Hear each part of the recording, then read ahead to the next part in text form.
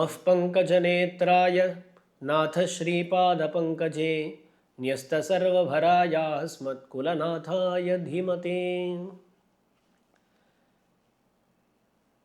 इस विशेष एपिसोड में आप सभी का स्वागत है। श्री वैष्णव गुरु परंपरा में श्री पुंडरीकाक्षाचार्य स्वामी जी नामक एक अत्युत्तम आचार्य थे। उनके बारे में आज हम जानने वाले हैं। आपके मन में एक प्रश्न उठ सकता है, श्री वैष्णव गुरु परंपरा में तो कई सारे आचार्य हैं, उन सभी को छोड़कर सिर्फ पुंडरीकाक्षाचार्य स्वामी जी के बारे में क्यों आज बता रहे हैं? यह आपके मन में प्रश्न हो सकता है। तो समाधान सुनिएगा।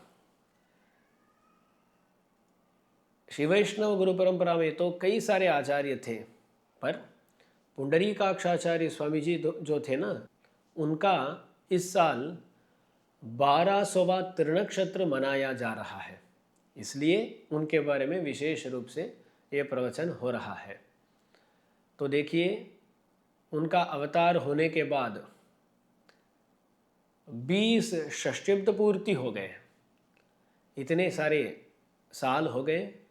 तो इस संदर्भ में उनका स्मरण उचित होगा, ऐसा करके यह प्रवचन किया जा रहा है। उनका अवतार कब हुआ था? तो दास अभी बोला, 1200 साल पहले जो पराभव संवत्सर था, उस पराभव संवत्सर में चैत्र मास में कृत्तिका नक्षत्र में उनका अवतार हुआ था। लगभग 1 महीना हो गया है। यहाँ चैत्र मास जो है, उस चैत्र मास के कृत्तिका नक्षत्र के अवसर में कई सारे दिव्य देशों में पुंडरीकाक्षाचार्य स्वामी जी के उत्सव मनाए गए और हमें उनके बारे में बात करने के लिए अभी समय मिला, तो अभी इस वीडियो को बना रहे हैं। इस पुंडरीकाक्षाचार्य स्वामी जी का तमिल में नाम है उय्यकोंडार। उय्यकोंडार शब्द का अर्थ क्या है मालूम है क्या आपको? जो सभी का उज्जीवन करने के लिए आए हैं, जो सभी का उज्जीवन कराते हैं, वो उय्यकोंडार है। तो ये क्यों आए हैं? सिर्फ अनुभव करने के लिए नहीं, बल्कि सभी का उज्जीवन कराने के लिए आए हैं उय्यकोंडार। इसलिए उनका नाम उय्यकोंडार बना है। शास्त्र बताता है कि हर एक व्यक्ति को अपनी गुरु परंपरा के बारे में जानना आवश्यक है। शास्त्र बताता है, सच आचार्य वंशो ज्ञेयः असावसावित्या भगवत्तः। वो जो आचार्य वंश है, गुरु परंपरा है, वो अवश्य ज्ञेय है, सभी को जानना ही है। और कैसे जानना है? असौ असौ इत्या भगवत्तः। असौ असौ, ये हमारे आचार्य हैं, उनके आचार्य हैं, उनके आचार्य हैं, ऐसा करते हुए भगवान तक हमें जानना है। असौ असौ इति आ भगवत्तः, ऐसा शास्त्र बताता है। तो हमारी गुरु परंपरा में जो भी आचार्य थे, उन सभी के बारे में हमें जानना ही होगा। श्री वैष्णव गुरु परंपरा में कुछ आचार्य बहुत प्रसिद्ध हैं, जैसे नाथमुनि स्वामी जी, यामुनाचार्य स्वामी जी, रामानुजाचार्य स्वामी जी, वरवर मुनि स्वामी जी, लोकाचार्य स्वामी जी, ऐसे। पर उनके बीच में भी कई सारे आचार्य थे जिनके बारे में ज़्यादा जानकारी लोगों को नहीं है। ऐसे जो आचार्य थे उनमें पुंडरीकाक्षाचार्य स्वामी जी भी शामिल हैं। ये किन के शिष्य थे? नाथमुनि स्वामी जी के शिष्य थे पुंडरीकाक्षाचार्य स्वामी जी। आपको नाथमुनि स्वामी जी के बारे में तो ज्ञान होगा ही, यदि ना हो तो संग्रह से दास बताता हूँ। श्री वैष्णव संप्रदाय में आழ்वार नामक संत बहुत सारी गाथाओं को गाए हैं। सांप्रदायिक सिद्धांत मानना ऐसा है कि कुछ आழ்वारों का जन्म कलयुग के प्रारंभ के पहले ही हुआ था, और कलयुग के प्रारंभ के बाद कुछ आழ்वारों का अवतार हुआ था। तो लगभग आழ்वारों का काल समय कब है? 4000-5000 साल पहले है। तब आழ்वारों का अवतार हुआ और उन्होंने कई सारे गाथाओं को तमिल भाषा में गाए। उस समय में उन गाथाओं का प्रचार भी था दुनिया में, पर उसके बाद 2000-3000 साल हो गए। होने के बाद इन गाथाओं का, जिनका नाम है दिव्य प्रबंध, उस दिव्य प्रबंध का प्रचार बहुत कम हो गया।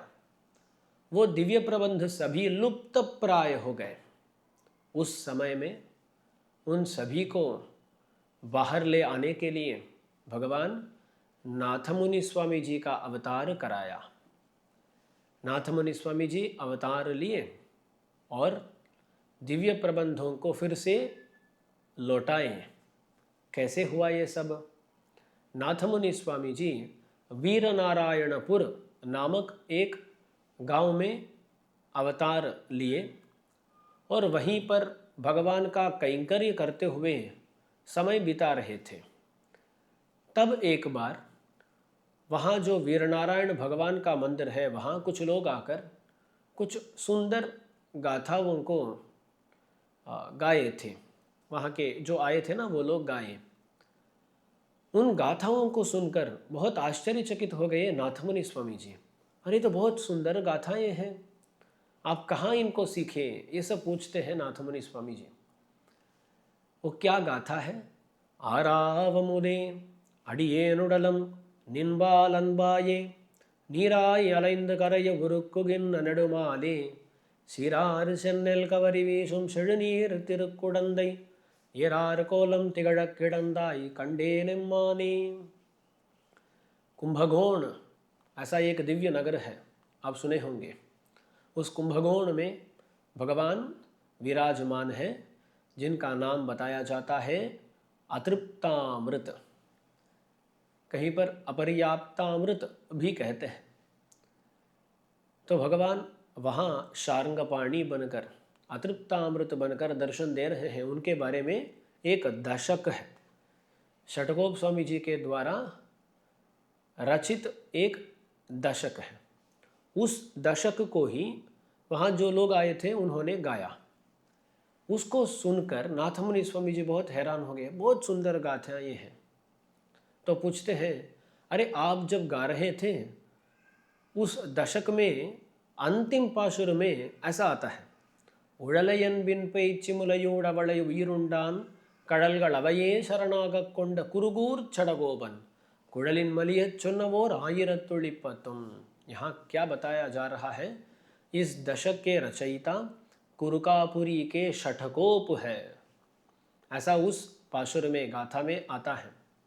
और वहाँ ये भी कहा गया है कि ये जो दशक है 1000 पाशुरों में ये एक दशक है, ऐसा भी बताया जाता है उस पाशुर में। उसको सुने थे नाथमुनि स्वामी जी। तो पूछते हैं, अरे आप लोगों को वो 1000 पाशुर भी आते हैं क्या? यहाँ एक दशक को आप गाए हैं, पर आपके उस दशक में 1000 पाशुरों में ये 10 पाशुर ऐसा बताया गया है ना, तो आपको 1000 पाशुर मालूम है क्या? ये पूछते हैं नाथमुनि स्वामी जी। तब वो बोलते हैं, हमें इस दशक का ही ज्ञान है, हमें 1000 पाशुरों के बारे में जानकारी नहीं है। हमारे पूर्वज हमें इस दशक को सिखाए हैं, तो हमें सिर्फ यह दशक ही पता है। तब नाथमुनि स्वामी जी सोचते हैं, कैसे इन 1000 पाशुरों को भी पाना? तब उनको लगता है वहाँ कुरुकापुरी के षठकोप ऐसा बताया गया था ना, तो नाथमुनि स्वामी जी सीधा कुरुकापुरी चलते हैं। कुरुकापुरी है वो तमिलनाडु में दक्षिण में है, बहुत दक्षिण में है। ये कन्याकुमारी तो आप सुने होंगे ना, उस कन्याकुमारी के पास में हो, थोड़ा पास में, बहुत पास में भी नहीं। तो वहाँ तमिलनाडु के भी दक्षिण में आता है यह नगर, जिसका नाम है कुरुकापुरी। वहाँ जाते हैं नाथमुनि स्वामी जी। वहाँ जाकर वहाँ के लोगों को पूछते हैं, अरे हमने सुना है कि कोई षटकोप स्वामी जी थे, वो यहाँ पर है क्या, कौन है, उनके बारे में कुछ जानकारी मिलेगी क्या, ऐसा वहाँ विचार कर रहे थे। तब उनको बताया गया कि षटकोप स्वामी जी के जो शिष्य मधुर कवि स्वामी जी थे, उनके शिष्य परंपरा में एक स्वामी जी जिनका नाम है परांकुश नंबी, वो अभी यहाँ रह रहे हैं।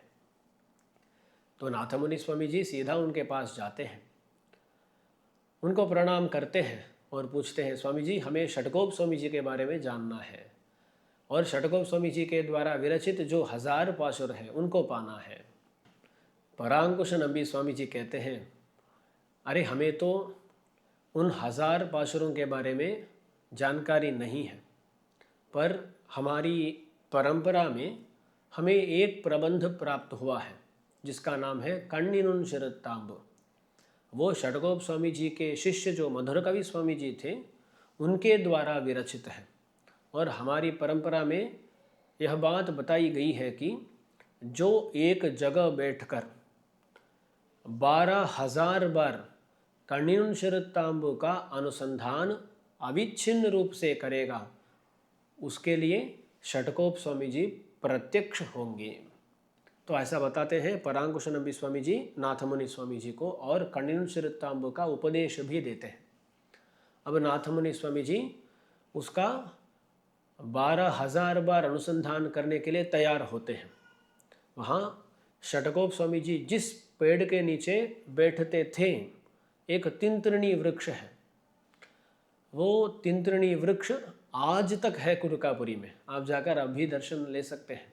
उसके पास बैठ जाते हैं नाथमुनि स्वामी जी और एक ही दम में क्या करते हैं, 12,000 बार कण्णिनुन शिरत्तांब का अनुसंधान करते हैं। ऐसा बीच में कभी उठना, ये करना, वो करना कुछ नहीं होता है। एक ही जगह बैठकर पूरा अनुसंधान करना था। और नाथमुनि स्वामी जी वो तो योगनिष्ठ थे, इसलिए वो एक जगह बैठ पाए और 12,000 बार कण्णिनुन शिरत्तांब का अनुसंधान किए। वो कण्णिनुन शिरत्तांब जो है उसमें षटकोप स्वामी जी का वैभव वर्णन होता है। उसको इतने बार अनुसंधान करने से नाथमुनि स्वामी जी षटकोप स्वामी जी को प्रसन्न कर दिए और षटकोप स्वामी जी प्रसन्न होकर आते हैं, प्रत्यक्ष होते हैं और नाथमुनि स्वामी जी को सिर्फ 1000 पाशुर नहीं 4000 पाशुरों का उपदेश देते हैं। हमारे संप्रदाय में आचार्यों को हम जब भी कुछ पूछते हैं, जब भी हम कुछ पूछते हैं, जितना हम पूछते हैं उससे ज़्यादा ही वो देते हैं, ये उनकी कृपा है। वैसे ही नाथमुनि स्वामी जी जाकर षटकोप स्वामी जी को 1000 पाशुर पूछते हैं, पर उन्होंने 4000 पाशुर दिए। उनको पाकर, सांप्रदायिक अर्थ विशेषों को पाकर, योग रहस्य को पाकर नाथमुनि स्वामी जी परांकुश यानी षटकोप स्वामी जी की अनुमति लेकर फिर से अपने गांव लौटते हैं। तो षटकोप स्वामी जी से क्या क्या सीखते हैं नाथमुनि स्वामी जी? ये 4000 जो दिव्य प्रबंध है, सिर्फ षटकोप स्वामी जी के द्वारा विरचित ही नहीं बल्कि अन्य आழ்वारों के द्वारा विरचित पाशुरों को भी उपदेश करते हैं षटकोप स्वामी जी, तो उनको पाते हैं। ये जो भी विशिष्टाद्वैत सिद्धांत है उसके बारे में जानकारी पाते हैं। रहस्य त्रय जो है उसको पाते हैं, पंच संस्कार पाते हैं। ऐसे बहुत सारे विषयों को पाकर, सिद्धांत संप्रदाय इत्यादियों के बारे में जानकारी पाकर इन सभी का प्रचार करने के लिए फिर से अपने गांव लौटते हैं नाथमुनि स्वामी जी। वहाँ जब थे तब उनके बहुत सारे शिष्य हुए, जिनमें एक है पुंडरीकाक्षाचार्य स्वामी जी। ये पुंडरीकाक्षाचार्य स्वामी जी कहाँ के थे? दास अभी श्रीरंगम में रहते हुए बात कर रहा हूँ। श्रीरंगम के पास में उत्तर दिशा में श्वेतगिरी नामक एक दिव्य देश है। तमिल में उसको तिरुवेल्लरई बोलते हैं। उस श्वेतगिरी नामक दिव्य देश में पुंडरीकाक्षाचार्य स्वामी जी का अवतार हुआ चैत्र मास में कृत्तिका नक्षत्र में। वहाँ के श्वेतगिरी के थे पुंडरीकाक्षाचार्य स्वामी जी, और नाथमुनि स्वामी जी के पास चले जाते हैं अध्ययन इत्यादि करने के लिए। वहाँ पुंडरीकाक्षाचार्य स्वामी जी रहते हुए बहुत सारे अर्थों को जान लेते हैं। नाथमुनि स्वामी जी उनको दिव्य प्रबंधों का उपदेश देते हैं, रहस्य त्रयों का उपदेश देते हैं, ऐसे बहुत सारे उपदेश देते हैं। एक बार नाथमुनि स्वामी जी पुंडरीकाक्षाचार्य स्वामी जी को बुलाकर बोलते हैं, मैंने षटकोप स्वामी जी से योग रहस्य भी सीखा हूँ, उस योग रहस्य को मैं आपको दूंगा, आप लीजिएगा। ऐसा आचार्य नाथमुनि स्वामी जी अपने शिष्य पुंडरीकाक्षाचार्य स्वामी जी को बोलते हैं। तब पुंडरीकाक्षाचार्य स्वामी जी इनकार कर देते हैं, बोलते हैं स्वामी जी हमें अब योग रहस्य सीखना नहीं है। योग रहस्य माने क्या? योग रहस्य माने योग में भगवान को कैसे प्रसन्न करना है, भगवान का दर्शन कैसे पाना है, भगवान के साथ कैसे अनुभव लेना है, ये योग रहस्य में बताया जाता है। तो जिनको योग रहस्य उपदेश हो जाता है वो एक जगह बैठकर भगवान का सदा अनुभव कर सकते हैं। तो नाथमुनि स्वामी जी योग रहस्य को षटकोप स्वामी जी के द्वारा पाए हैं, तो उस योग रहस्य को अपने शिष्य पुंडरीकाक्षाचार्य स्वामी जी को देना चाहते हैं। तब पुंडरीकाक्षाचार्य स्वामी जी इनकार कर देते हैं, बोलते हैं स्वामी जी दास आसपास में देखता हूँ तो यहाँ के जो भी सांसारिक लोग हैं वो इतने दुखित हो रहे हैं, संसार से पीड़ित हो रहे हैं। एक तरफ उनकी पीड़ा है, ऐसा होते समय दास एक जगह अकेला बैठकर कैसे भगवान का अनुभव कर सकता हूँ। तो वहाँ एक बात बताते हैं, पीणम किड़क्कमणम पुनर्वारुंडो, तमिल में कहते हैं। इसका तात्पर्य क्या है? किसी घर में किसी की लाश पड़ी है, किसी की मृत्यु हो गई है, किसी की लाश पड़ी है, तो वहाँ कोई विवाह इत्यादि मंगल कार्य करेंगे क्या? नहीं करेंगे। वैसे ही संसार में देखें तो इतने सारे लोग इतनी पीड़ाओं को, दुखों को अनुभव कर रहे हैं, तो इस समय में सिर्फ दास अकेला रहते हुए कैसे भगवान का अनुभव लूँ, ये हो नहीं पाएगा। ऐसा बोल दिए पुंडरीकाक्षाचार्य स्वामी जी, और बोलते हैं आज नहीं बल्कि बाद में कभी और भी समय होने के बाद आपसे हम उपदेश लेंगे, आज नहीं चाहिए, बोल देते हैं पुंडरीकाक्षाचार्य स्वामी जी। तो यहाँ देखने लायक बात क्या है? पुंडरीकाक्षाचार्य स्वामी जी संसारियों पर इतनी कृपा रखे थे, ये देखने लायक बात है। उनकी इतनी कृपा थी कि दूसरों का दुख देखकर वो सहन नहीं कर पाए। वैष्णवों का अति मुख्य गुण यही होता है ना, दूसरों का दुख देखकर उसको सहन नहीं कर पाना। ऐसा परदुख असहिष्णुत्वम बोलते हैं। ये जो कृपा है, परदुख असहिष्णुत्वम, वो बहुत ज़्यादा थी पुंडरीकाक्षाचार्य स्वामी जी में।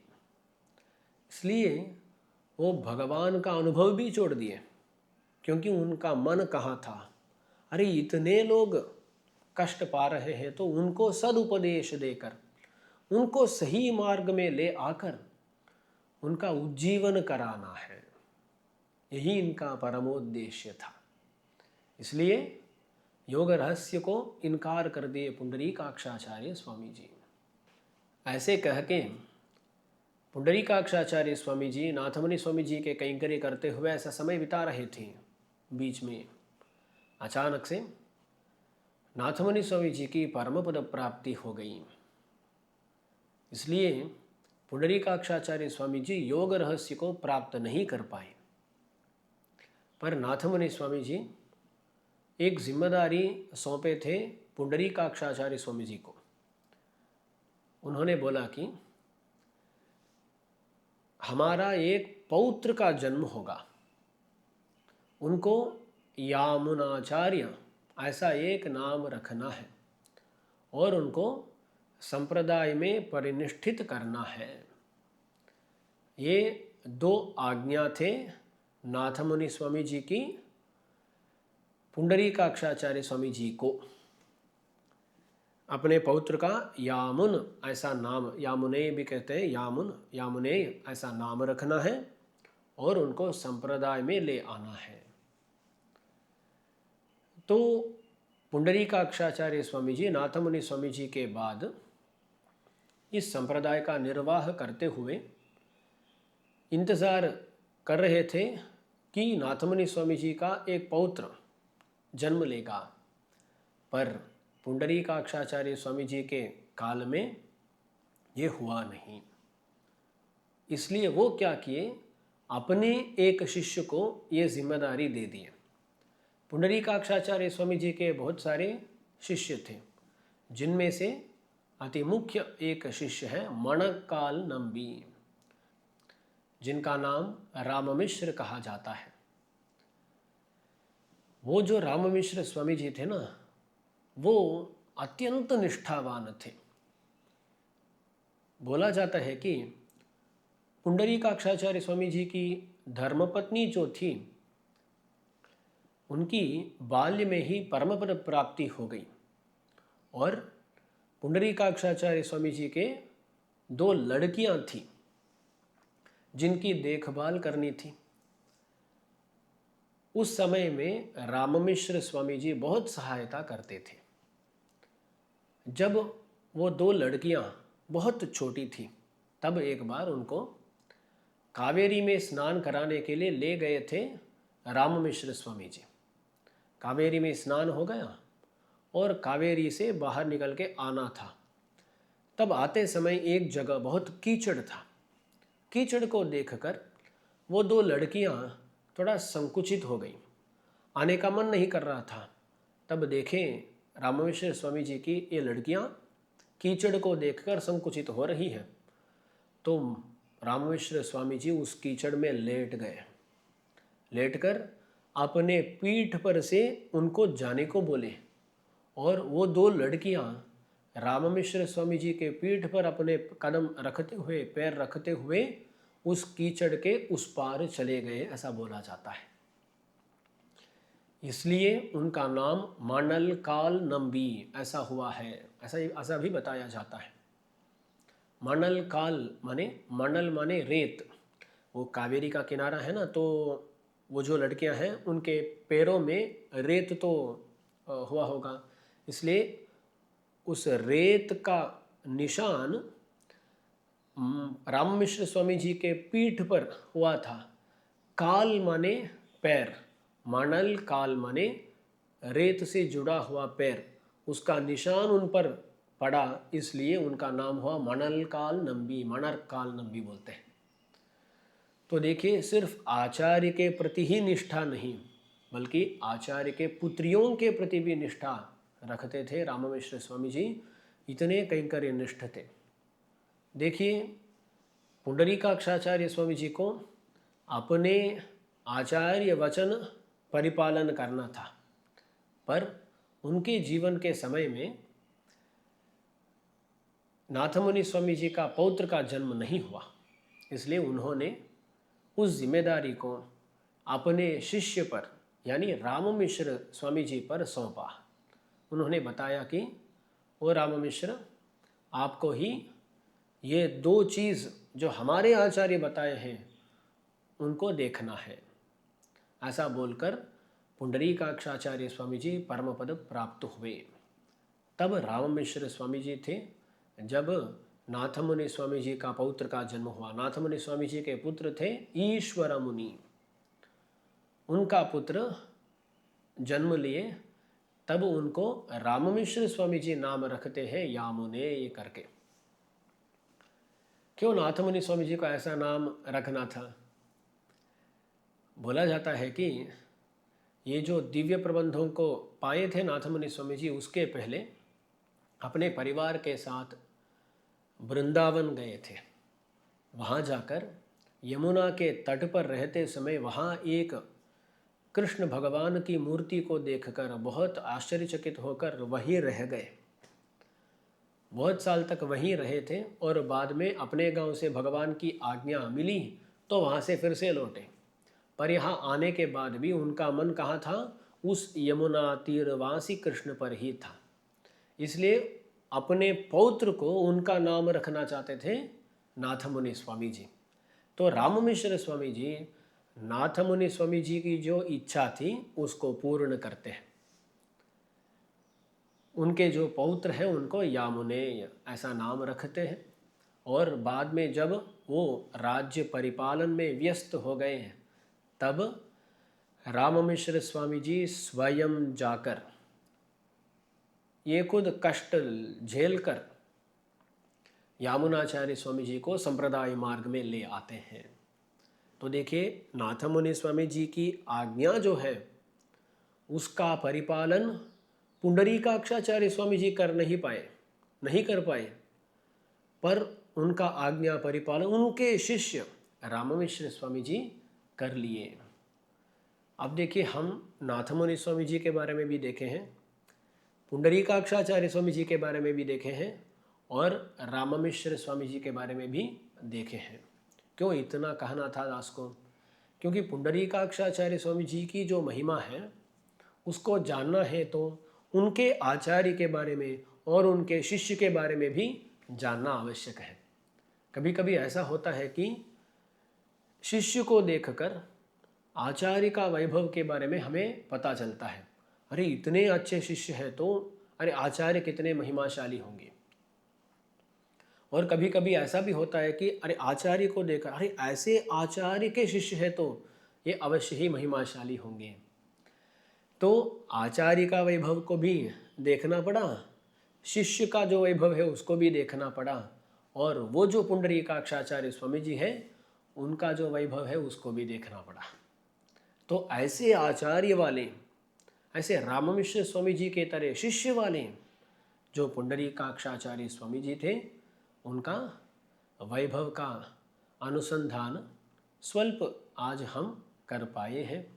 वो पुंडरीकाक्षाचार्य स्वामी जी हमें यह पाठ सिखाते हैं कि हमें स्वार्थ पर नहीं होना चाहिए। अरे मुझे कुछ अनुभव मिल गया, मैं आनंदित हूँ, तो वो काफ़ी नहीं है। हमारे आसपास में जो भी लोग हैं उन पर हमें करुणा प्रदर्शन करना है, उनको भी हमें सही मार्ग में ले आना है। उसके लिए जो भी प्रयास हमें करना है वो प्रयास भी हमें करना है। ऐसे सबक सिखाते हैं पुंडरीकाक्षाचार्य स्वामी जी अपने चरित्र से। तो इस संदर्भ में उनका जो तनियन है उसका अनुसंधान करते हुए हम आज इस प्रवचन को पूर्ण करेंगे। नमः पंकजनेत्राय नाथ श्रीपाद पंकजे न्यस्त सर्वभरायास्मत्कुलनाथाय धीमते। नमः पंकजनेत्राय। पुंडरीकाक्षाचार्य स्वामी जी, पुंडरीकाक्ष पंकज नेत्र दोनों एक ही है। नमः पंकज नेत्राय, उनके लिए नमः। वो कैसे हैं? नाथ श्रीपाद पंकजे, नाथ मुनि स्वामी जी के पाद पंकजों में न्यस्त सर्व भराय, अपने सभी भरों को वो न्यस्त कर दे, यानी वहाँ सौंप दिए। एक शिष्य को कैसा रहना चाहिए? अपने आचार्य को अपनी जिम्मेदारी दे देना चाहिए। वैसे ही थे पुंडरीकाक्षाचार्य स्वामी जी, नाथ मुनि स्वामी जी को अपनी जिम्मेदारी दे दी। न्यस्त सर्व भराय अस्मत्कुलनाथाय। वो पुंडरीकाक्षाचार्य स्वामी जी अस्मादृश, हमारी तरह जो भी है ना, हम सभी के कुलनाथ हैं और धीमान है, बड़े ज्ञानी हैं। तो अपने आचार्य के प्रति निष्ठा रखने वाले हमारे कुलनाथ, बड़े ज्ञानी जो पुंडरीकाक्षाचार्य स्वामी जी हैं, उनके लिए नमः। ऐसे जो पुंडरीकाक्षाचार्य स्वामी जी थे उनका अनुग्रह हम सभी पर परिपूर्ण रूप से गिरे, ऐसी प्रार्थना रखते हुए दास इस प्रवचन को समाप्त करता हूँ। श्रीमते रम्यजामातर मुनीन्द्राय महात्मने श्रीरंगवासिने भूयात् नित्यश्रीर्नित्यमंगलम्। आழ்வார் எம்பெருமானார் ஜீயர் திருவடிகளே சரணம்।